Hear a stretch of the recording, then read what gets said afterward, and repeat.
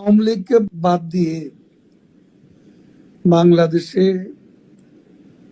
কোনো বিশ্বাসযোগ্য, গ্রহণযোগ্য নির্বাচন, নিরপেক্ষ নির্বাচন হতে পারে না এবং তারা নিজেরাও আদৌ নির্বাচন দেবে এ ব্যাপারে আমরা যথেষ্ট সন্দিহান।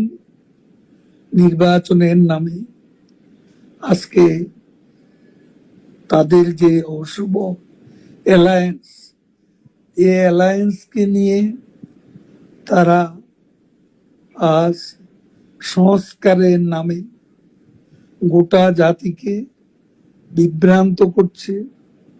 আজকে বিচারের নামে ক্যাঙ্গারু কোর্ট বসিয়ে প্রহসন করছে।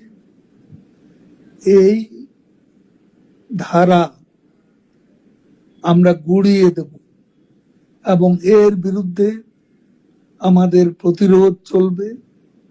বাংলাদেশের আজ 50%-এরও বেশি ভোটার যে দলের সমর্থক এবং দিনে দিনে শেখ হাসিনার পক্ষে জনমত বাড়ছে, সেই দলকে বাদ দিয়ে এদেশে ইনক্লুসিভ বা অংশগ্রহণমূলক নির্বাচন হতে পারে না, আমরাও হতে